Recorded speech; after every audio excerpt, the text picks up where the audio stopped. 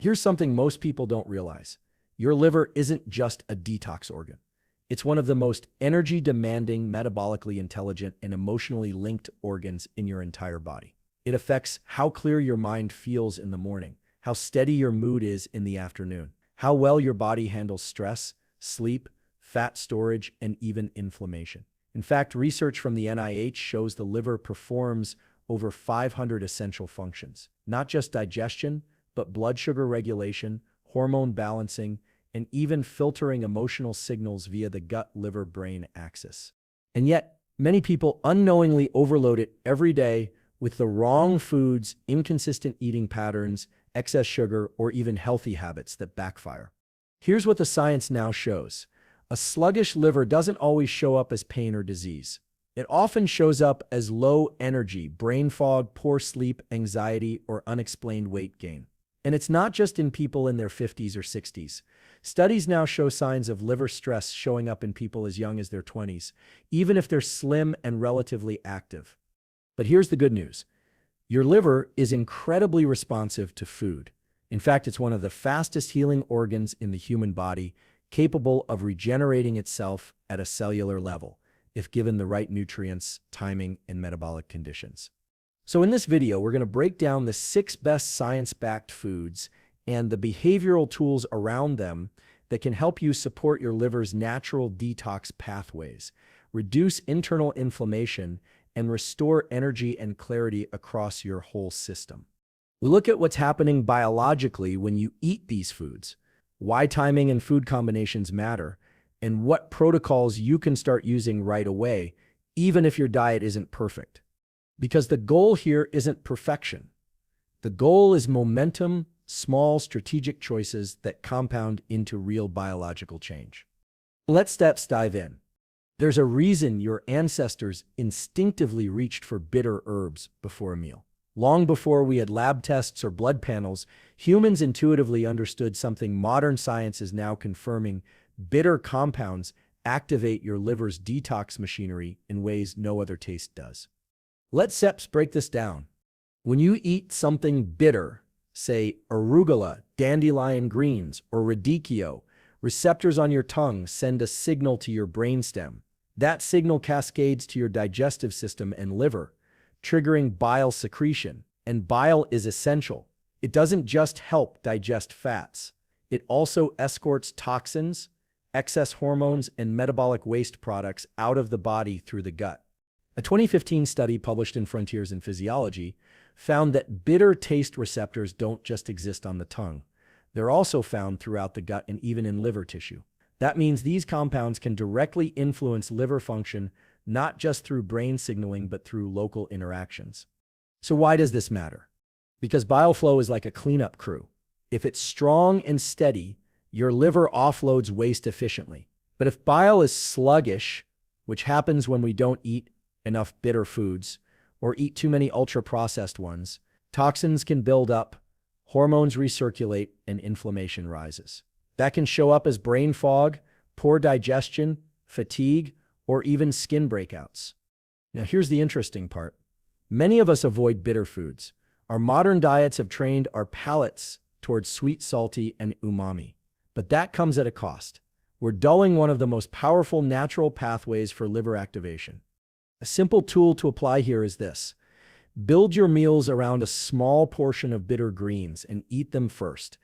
Even just a handful of raw dandelion greens, watercress, or chopped endive before lunch or dinner can start priming the liver. Think of it like turning the ignition key on your metabolic engine. And it doesn't take much. Studies have shown that even small daily amounts of chicory or artichoke leaf extract can improve bile flow and reduce liver enzyme markers linked to inflammation. You can also go liquid. Bitter herbal teas like gentian, wormwood, or even lemon peel can support digestion and liver function if taken before meals. Just make sure they're caffeine-free and unsweetened. One more detail: if you're someone who feels bloated or sluggish after eating, this is especially worth trying. Poor bile flow is often a hidden driver of that heavy post-meal fatigue that's not quite indigestion, but not quite normal either. Bitter foods gently kickstart the system, and if you're over 40, this becomes even more important. As we age, bile production naturally declines, which means your liver needs a little more support to do the same amount of work. Bitter foods offer a gentle, non-invasive way to help the body do what it already wants to do, clean itself up. So here's SIPs your protocol. Add one small handful of bitter greens like arugula or dandelion before your main meal. Or sip on a cup of bitter herbal tea 15 minutes before eating. Do this 3 to 5 times per week. Give it 2 weeks. And notice your digestion, energy, and focus after meals. The liver doesn't need a drastic juice cleanse. It needs consistent metabolic signals, and bitter foods are one of the most natural, evolutionarily tested ways to provide them. Let's keep going. Because if you think broccoli is just about fiber, you're going to want to hear what's actually happening inside your liver when you eat cruciferous vegetables. Most people think broccoli is healthy because it's full of fiber. That's true, but it's just the beginning. What's far more interesting and far more powerful for liver health is what broccoli does after digestion begins. Let's look at what SIP's actually happening. Cruciferous vegetables, broccoli, cauliflower, cabbage, Brussels sprouts, kale contain a unique set of compounds called glucosinolates. When you chew these vegetables, glucosinolates are converted into biologically active molecules like sulforaphane and indole-3-carbinol.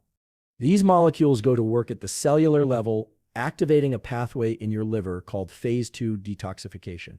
Think of phase 2 as your liver's internal filtration upgrade. It helps neutralize and eliminate harmful compounds like excess estrogen, environmental toxins, alcohol byproducts, and oxidative stress from normal metabolism. Here steps what the research shows. A 2004 clinical trial published in the Journal of Nutrition found that people who consumed a broccoli sprout beverage daily had significantly higher excretion of benzene and acrolein-2 known carcinogens through urine. In other words, broccoli helped their bodies get rid of toxic compounds faster and more effectively. Now, here's where it gets interesting. The activation of these detox pathways isn't just about preventing disease. It also impacts how you feel. When your liver clears waste efficiently, your brain fog lifts, energy improves, mood stabilizes, hormones get more balanced. This is real biology, not vague wellness speak. So, how do you use this? First, lightly cook cruciferous vegetables. Too raw, and you might get bloating or gut discomfort. Too cooked, and you lose those key compounds. A light steam just until they turn bright green is the sweet spot. Second, if you're sensitive to these foods, consider small amounts first. Start with a quarter cup of cooked broccoli at lunch a few days a week. Then build from there. You don't need a massive salad bowl. What you need is consistency. If you want to get the most bang for your bite, try broccoli sprouts. They contain 10 to 100 times more sulforaphane than mature broccoli. Just 1 or 2 tablespoons added to a meal a few times a week can activate those detox enzymes. Now, some people ask, do I need supplements to get these effects? In some cases, especially for older adults or those with limited access to fresh produce, concentrated sulforaphane supplements can help. But food first always.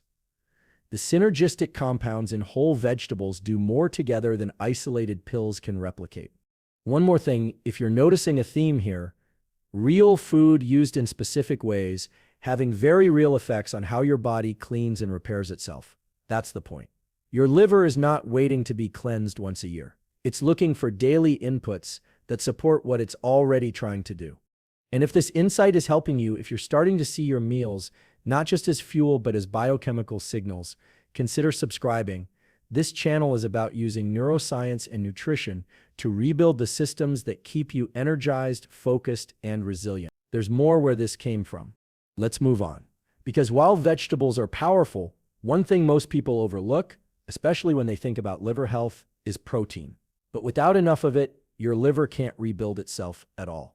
When people hear liver cleanse, they often think of juices, teas, and maybe a break from heavy foods. But there's a hidden cost to that approach, especially if you're cutting back on protein. Here's the thing, your liver is not just a filter. It's a dynamic, regenerative organ.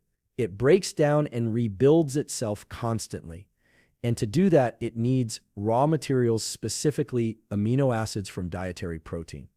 Every detox enzyme your liver uses, every structural repair it makes, every hormone it helps process, requires protein. Without it, your liver can't manufacture the very tools it needs to clean up and recover. That's not just theory, it's biochemistry. One study published in Hepatology in 2012 looked at patients with fatty liver disease and found that low protein intake was strongly associated with worsening liver markers, even in the absence of excess fat or sugar. Simply put, they weren't giving their liver what it needed to repair itself. Let's go deeper. The liver makes something called glutathione, a master antioxidant and detoxifier.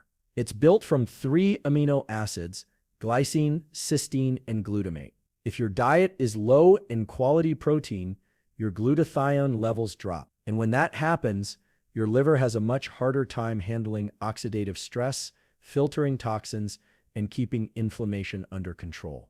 This becomes even more critical with age.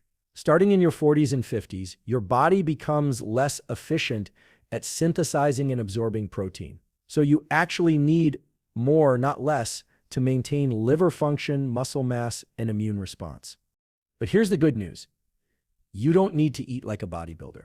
The research suggests that about 1.2 to 1.6 grams of protein per kilogram of body weight per day is ideal for most adults focused on liver support, especially if they're over 50. So what does that look like in practice? Let's say you weigh 70 kilos, about 154 pounds. That's roughly 85 to 110 grams of protein per day. Split across 3 meals, that's about 30 to 35 grams per meal. Something you can hit with a palm-sized piece of salmon, a few eggs with Greek yogurt, or a lentil bowl with quinoa and hemp seeds. And not all protein is created equal. Animal-based sources like eggs, fish, and poultry contain all the essential amino acids your liver needs. But plant-based proteins can absolutely work too, especially if you're combining them smartly. Think rice and beans, or hummus with whole grain pita. Add in seeds like pumpkin or chia, and you've got a strong amino acid profile. Another simple trick: start your first meal of the day with protein. There's strong evidence that eating a protein-rich breakfast helps regulate blood sugar, stabilize energy, and reduce cravings for the rest of the day. That reduces the dietary stress on your liver and keeps insulin levels in check, which in turn reduces liver fat. If you're on a low-protein or plant-based diet and struggling to hit your target, high-quality protein powders, especially those that contain all essential amino acids, can help. But again, food first, supplements second. Now, I know this isn't what people typically think of when they hear the word detox, but what your liver actually needs is rebuilding, not restriction, not starving, but scaffolding. The takeaway here is simple. If you're serious about liver health, don't just focus on what to remove, focus on what to rebuild. And protein is where that process starts. Coming up next, black coffee. Yes, really, because as it turns out, the world's favorite morning ritual may be one of the most effective liver support tools we have, if you use it right. Most people drink coffee to feel more awake. But what if I told you black coffee, used the right way, might be one of the most powerful tools for protecting and even repairing your liver? Not because of the caffeine, but because of how coffee changes liver enzyme activity, inflammation, and fat metabolism at the cellular level. Let's dig into what the science actually says. A massive meta-analysis published in Alimentary Pharmacology and Therapeutics reviewed data from over 430,000 people. The result? People who drank 2 to 3 cups of coffee per day had a significantly lower risk of developing liver fibrosis, fatty liver, and even cirrhosis. The protection wasn't small, it was dose-dependent, meaning more coffee equaled more benefit up to a point. So what's going on here? Coffee contains hundreds of bioactive compounds beyond caffeine. The 2 that matter most for liver health are cafestyl and kaweol. These molecules help lower liver enzyme markers like ALT and AST, key indicators of liver inflammation. They also help activate detoxifying enzymes and reduce oxidative stress within liver tissue. There's more studies show that regular coffee drinkers have lower levels of liver fat and better insulin sensitivity. That's critical, because insulin resistance is a major driver of non-alcoholic fatty liver disease, NAFLD, which now affects over 25% of adults worldwide, even those who don't drink alcohol. But here's where it gets specific, and where most people get it wrong. To get these benefits, your coffee needs to be black or at most with a splash of unsweetened milk, unsweetened, no sugar, syrup, or artificial creamers. Filtered, French press and espresso are okay in moderation, but drip or paper filtered coffee is ideal. Why? Because unfiltered coffee contains higher levels of caffeine, which can raise LDL cholesterol in some people. Also, timing matters. Having coffee with or after your first meal reduces cortisol spikes and supports better liver metabolism. Drinking it on an empty stomach, especially first thing in the morning, may elevate stress hormones in a way that cancels out the benefits, especially for those with blood sugar or anxiety issues. Here, sips a simple protocol. 2 to 3 cups of black, filtered coffee per day, ideally consumed after your first meal. Skip sugar, syrups, and heavy cream. If you're sensitive to caffeine, switch your second cup to decaf. Studies show decaf still carries liver benefits, and yes, this applies even to older adults. In fact, some studies suggest the liver protective effects of coffee become even more significant with age. Now, what if you stir not a coffee drinker?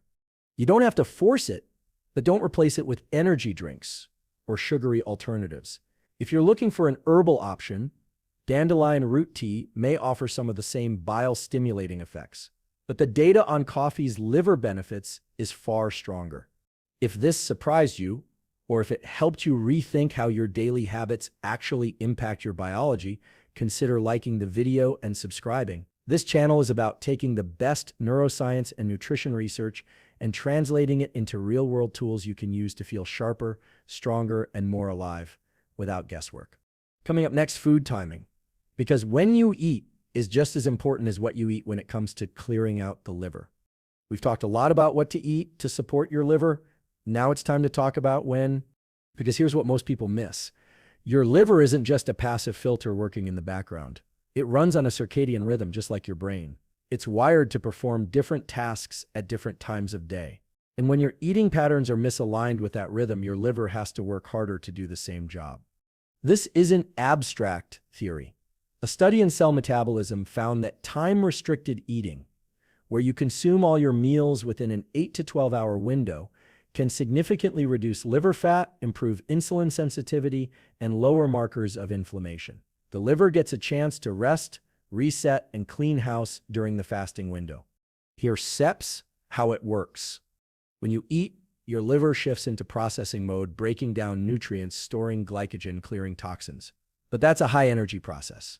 If you eat from early morning until late at night, say a 15 to 16-hour eating window, your liver is constantly engaged with no downtime to repair. Now flip that. If you give your liver 12 to 16 hours off duty, say by finishing dinner at 7 p.m. and having your first meal the next day at 9 or 11 a.m., you allow it to shift into fat burning and autophagy. That's when old, damaged cells are cleared out. Inflammation goes down, metabolism improves, and the benefits show up quickly. In a 2016 study led by Dr. Sachin Panda at the Salk Institute, even without changing what participants ate, simply shortening their eating window to 10 to 11 hours led to better sleep, reduced liver enzyme levels, and improved metabolic markers within a few weeks. This is especially relevant if you're over 50. As we age, the body becomes more insulin resistant, and liver fat accumulation becomes more common, even if weight stays the same. Time-restricted eating helps counteract that. So what sits the tool? Start with a 12-hour window. If you finish dinner at 7 p.m., don't eat again until 7 a.m.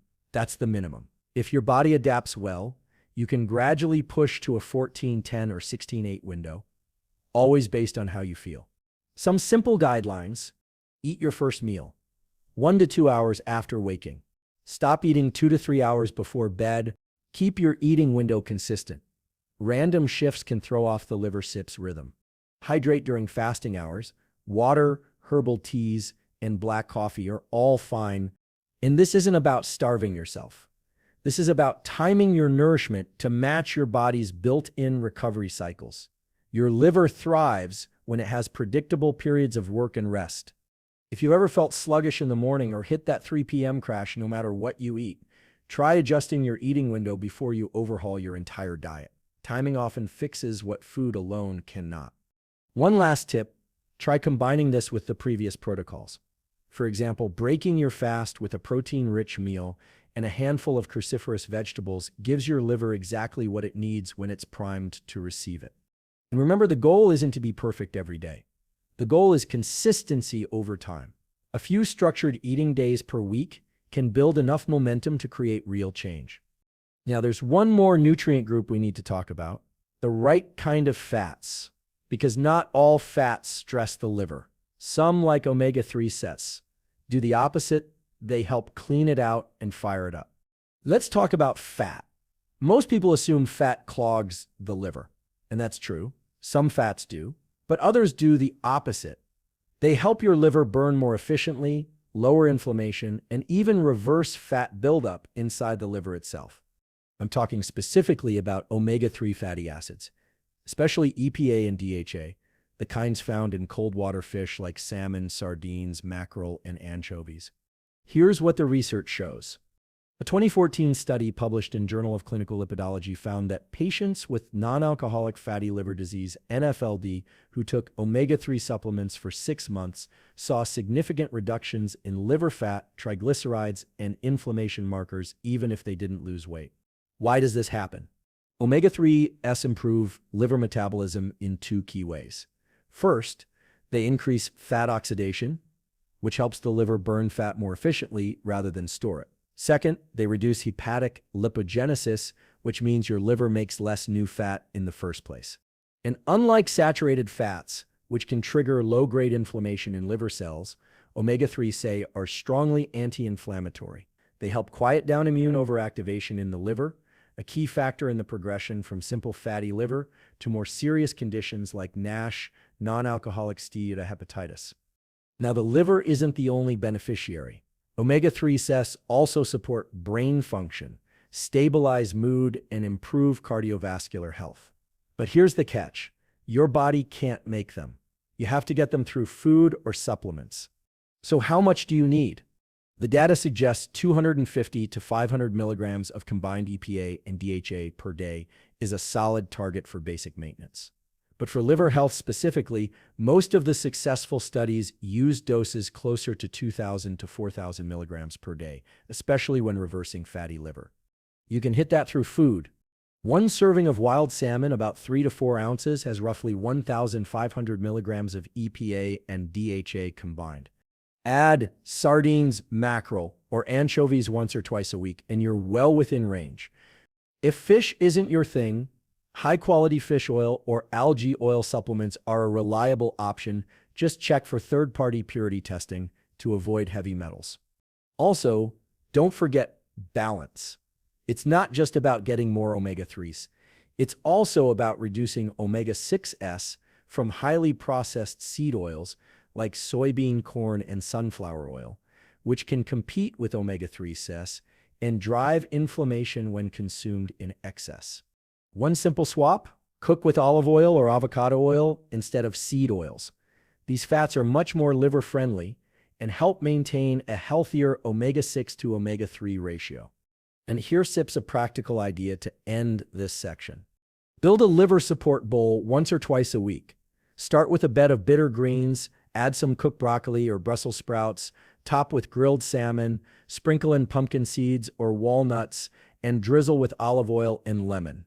That one meal alone gives you bitter compounds, cruciferous phytochemicals, clean protein, and anti-inflammatory fats, all in one hit. So, no, fat is not the enemy. The wrong fats are. The right ones can be some of the best allies your liver has. Now that we've walked through all 6 of these tools, let's wrap things up, because knowing the science is one thing, but putting it into motion is what really makes the difference. Let's take a step back. We've covered 6 science-backed tools that support one of the most metabolically powerful organs in your body, your liver. And hopefully what's clear by now is this: you don't need a gimmicky cleanse, you don't need extreme restrictions, you need consistent, biologically intelligent inputs that signal to your liver it's time to clean house, repair damage, and restore balance. Let's recap what those tools are. First, we talked about bitter foods like dandelion greens and arugula that stimulate bile flow and activate the first step of detox. These are your ignition switch. Then we covered cruciferous vegetables, broccoli, cabbage, Brussels sprouts, These activate phase 2 detox enzymes and help neutralize toxins, excess hormones, and environmental chemicals. They're your filtration upgrade. We explored protein, not as a muscle-building tool, but as raw material for liver regeneration and antioxidant production. Without enough amino acids, your liver can't rebuild or defend itself. Then came coffee. Yes, black coffee. Rich in compounds like coffeol and cafestol, it reduces inflammation, improves liver enzyme levels, and supports metabolic clarity if timed and consumed wisely. Next, we looked at meal timing. Giving your liver 12 to 16 hours off duty each night through time-restricted eating allows it to rest, reset, and burn fat more efficiently. It's not just about what you eat, but when. And finally, we broke down omega-3 fats found in salmon, sardines, and walnuts that reduce liver fat, improve insulin sensitivity, and dial down inflammation at the source. Each of these tools is simple, but when combined, they create momentum. They give your liver the space and materials it needs to do what it's biologically designed to do: clean, repair, and regenerate. And the effects ripple outward. A cleaner liver means clearer thinking, more stable energy, better sleep, fewer cravings, even improved mood and emotional regulation. That's not just theory. That's the liver-gut-brain axis at work, one of the most exciting areas in modern health science. So here sits your challenge. Pick one tool from this list. Just one. Maybe it's adding bitter greens before dinner. Maybe it's closing your eating window a little earlier tonight. Maybe it's swapping processed seed oils for olive oil or eating salmon twice this week. Start there. Build from it. Your liver will notice, and so will you. And if this video helped clarify things, if it gave you a roadmap that feels doable, science-based, and aligned with how you want to feel, consider liking the video, subscribing, and joining this growing community. This is where science meets action, where we make the invisible, your biology, work for you, not against you. You don't need perfect health. You need consistent support for the systems that carry you through life. Your liver is one of those systems. Treat it like an ally, feed it like a teammate, and watch what happens when your body starts running clean. Thanks for being here. See you in the next one.